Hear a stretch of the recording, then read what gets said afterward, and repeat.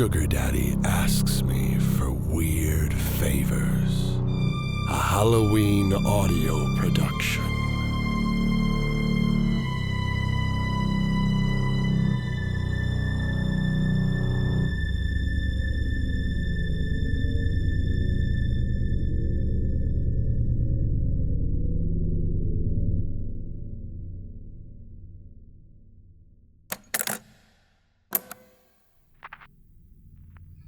My sugar daddy asks me for weird favors. His Tinder profile said he was 45, but he looked to be in his early 30s at most. Looking for a sugar baby, $700 weekly, no sex. It sounded too good to be true, but as a broke university student, I was willing to take my chances. I swiped right, and Tinder let me know it was a match. His message came seconds later. Hey there, sweetheart. I cringed at that word. I hated it. But $700 was $700, so I sucked it up and replied. Hey. Winky face. His name was Jack, and he told me he owned his own business, although he never specified what kind of business it was. We talked for a while before he asked me for my Venmo to send me the first payment. After a few minutes, I got the notification. I stared at the $700 for at least 20 minutes, expecting to wake up from a dream at any second, but it wasn't a dream. You still there? I clicked on the message. Yeah, sorry. If you don't mind me asking, what are you looking for in return? I just stared at the chat until he replied. I'm just looking for you to do a few favors for me. That sounded like it was going to be sexual to me. Like what? For example, the first thing I need you to do is pick up a delivery for me. That sounded innocent enough, but I was still expecting there to be some kind of twist. $700 to pick up a package? Come on, even I wasn't that naive. From the post office or something? No, I'll send you the address, but I'd rather not do this through Tinder. You got Kick? Or maybe you can just give me your number. Kick? What was this, 2011? I decided to give him my number instead, and he texted me the address immediately, followed by the address to his house, where I would have to drop off the package. I'm not home right now, but there's a key on the bottom of the blue flower pot near the door. Go inside and put the package on the coffee table in the living room.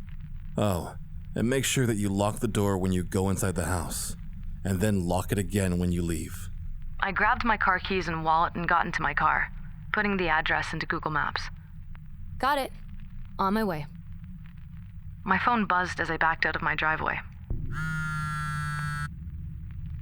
I'm serious. Lock the door both times, please. I thought that was a little excessive, but I promised him that I would. The house looked abandoned. It had a broken chain-link fence around it, with a small door that was hanging on to dear life. It stuck out like a sore thumb, surrounded by houses that were a lot nicer than this one in comparison. You here for jack shit? I looked up to see a man standing in the open doorway of the house. He took up almost the entire space, his head skimming the top of the door frame. He was huge, in height and muscles. His entire torso was covered in tattoos.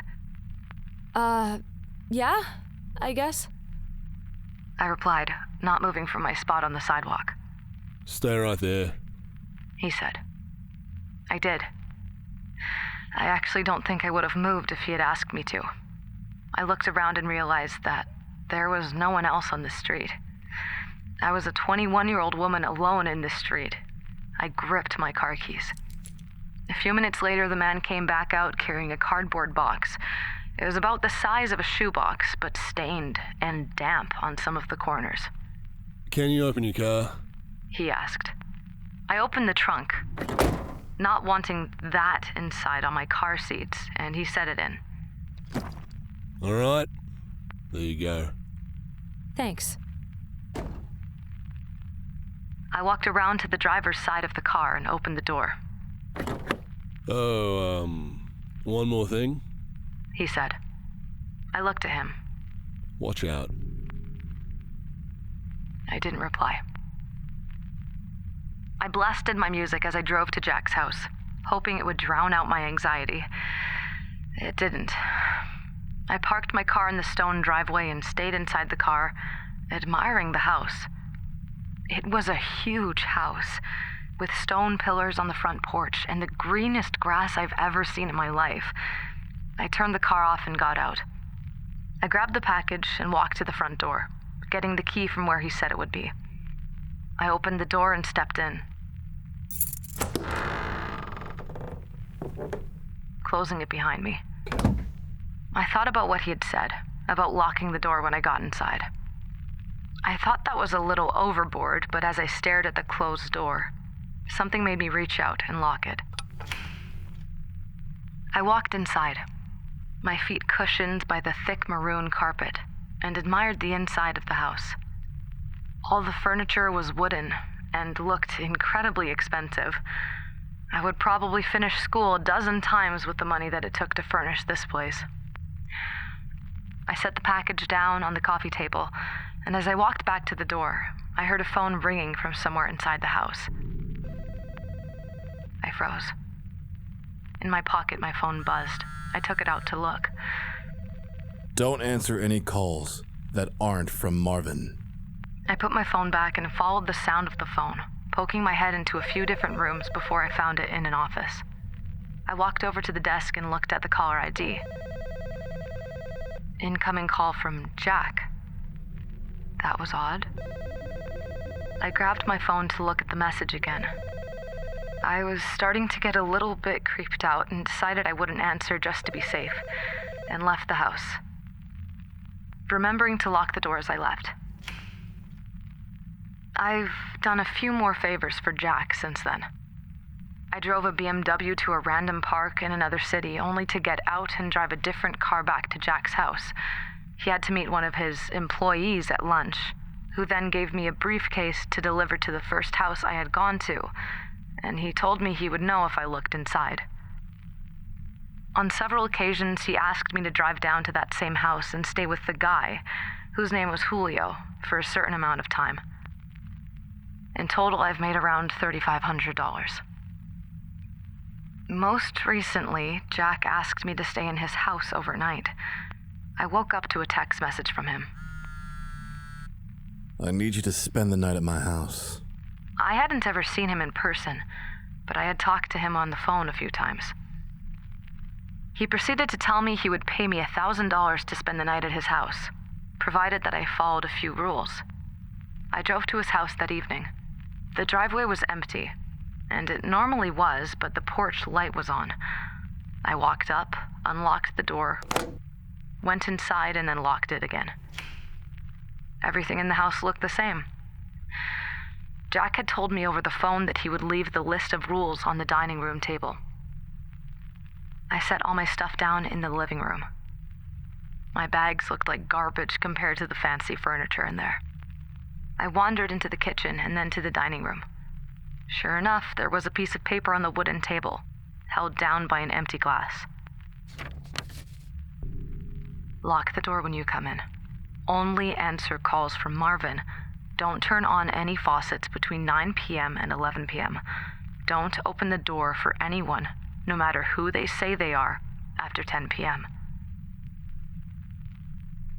If the door to the closet at the end of the hall is open, sleep in the library.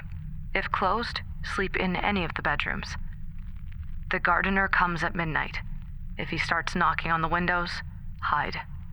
Turn the TV on and let it play on static through the night. Do not forget to do this. Help yourself to anything in the fridge. Smiley face. I'll pay you in the morning. Good night. I made sure to follow all the rules. To be honest, I was regretting my decision, but seeing as I was already here and I was getting paid, I decided to stay anyway. I figured as long as I followed all the rules, I'd be perfectly fine. Still, it felt a little odd. What was this? A haunted house? Nevertheless, I lounged around the house for a few hours, as I was planning on going to sleep around 9 since that's the time that all the weird shit would begin to happen. At 8:50, I brushed my teeth, using the faucet for the last time before 9 p.m. I checked the closet in the hallway, and upon seeing that it was open, I moved my stuff into the library and got ready to sleep on the couch. I locked the doors just in case, and laid on the couch, scrolling through my phone. I hadn't gotten any more messages from Jack, and I started to think up scenarios and reasons as to why he had such strict and peculiar sets of rules in his house. I had dozed off at some point because at exactly 10:16 p.m., I was woken up by the doorbell ringing. I was about to get up to check, but then I remembered the rule. Don't open the door for anyone, no matter who they say they are, after 10 p.m. I stayed on the couch, trying not to move, paranoid that they would hear even the slightest sound. It's the police! Open up! I didn't move. Hello? It's the police! Open up or we're coming in! I still didn't move, but I could hear my heartbeat in my ears. There was silence for a while after that. Then the doorbell rang again. Hey, it's Jack. Let me in. It sounded like Jack, but still, I didn't get up. He would have a key, wouldn't he? Why would he need me to let him in? This continued for almost a full hour. Different people would ring the doorbell, announce themselves, and then disappear when I didn't respond. I was finally able to fall asleep, and the gardener never came. When I woke up the next morning, I heard someone in the kitchen. I got up slowly and unlocked the door as quietly as possible, taking my phone with me and walking across the living room and into the kitchen. I stopped at the entrance and peered in. It was Jack.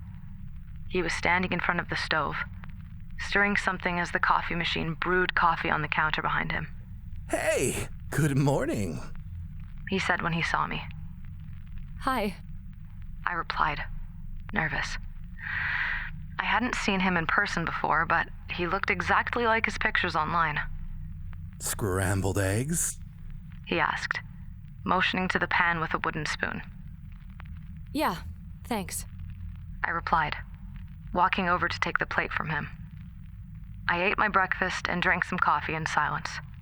So, how was it?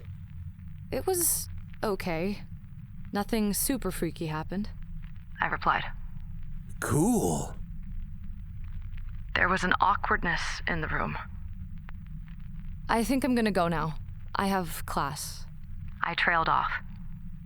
I didn't, but I really wanted to get out of there. Oh no. Yeah, sure. I'll talk to you some other time. He replied. I grabbed my stuff and he walked me to my car. I could see him standing in the driveway, staring at me as I left. When I got home, I unpacked all my stuff and noticed that I still had the list with me. I sat on my bed and read it again. I felt my body tense up as I realized I had forgotten something. Turn the TV on and let it play on static through the night. Do not forget to do this. Turn the TV on and let it play on static through the night. Do not forget to do this. Do not forget to do this! I stared at the words on the page until they'd lost meaning. Beside me, my phone buzzed, snapping me back to reality. It was the $1,000 payment. I looked at my phone and then back at the list. Maybe it wasn't an important step. As I was thinking this over, a text from Jack came in. I'm not in town right now, but should be back next week, so you're free from running any more errands for me until then. Just sent the payment. Go do something fun. I stared at the message and read it again. And again. And once more for good measure. I'm not in town right now. I thought back to this morning, and how Jack was in his house. How he gave me breakfast. I'm not in town right now. Within minutes, a new text came in, this time from a number that I didn't recognize. Did you forget something? The text was followed by a picture of Jack, or whoever this version of Jack was, standing in front of the TV. I didn't respond. Next came another picture. This one was of the outside of my house. It was followed by another text. Watch out.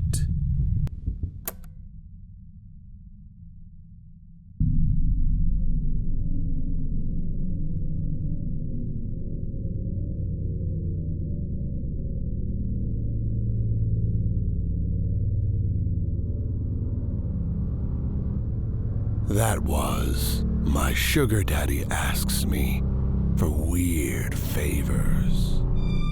Written by Gabby Rivera. Narration and Sugar Baby as read by CottontailVA. Jack and Fake Jack as read by Jay the Bard. The Police as read by Cabal VT. Additional voices as well as editing, production, and soundtrack by Bushido Blaster. You can find the cast on Twitter, Twitch, Reddit, and various other social media websites under the same name. Thank you for listening to our Halloween production. We hope you all enjoy.